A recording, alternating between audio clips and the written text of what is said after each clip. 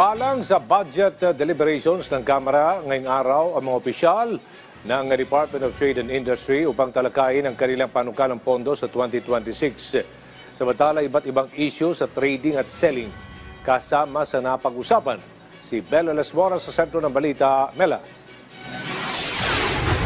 Aljo, mga issue ukol sa online selling, international trade at dito nga rin sa creative industry ang ilan sa mga natalakay sa ongoing na deliberasyon ng House Appropriations Committee kasama nga ang mga opisyal ng Department of Trade and Industry. Pasado alas 9 ng umaga kanina nang umarangkada ang deliberasyon ng House Committee on Appropriations ukol sa panukalang pondo ng Department of Trade and Industry para sa susunod na taon.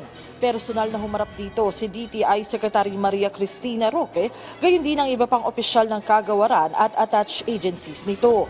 Para sa 2026, higit 12.4 billion pesos ang pondong hinihingi ng DTI.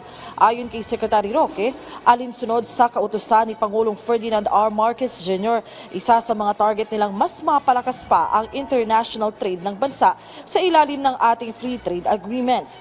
Sa local industry naman, tiniyak ng DTI na may crackdown na sila laban sa mga substandard product, lalo na yung mga binebenta online.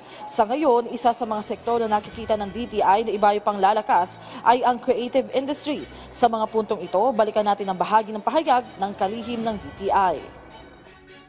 We are opening showrooms in all the Philippine embassies all over the world to showcase the products of the MSMEs. We have actually opened already, I think, around 8 to 10.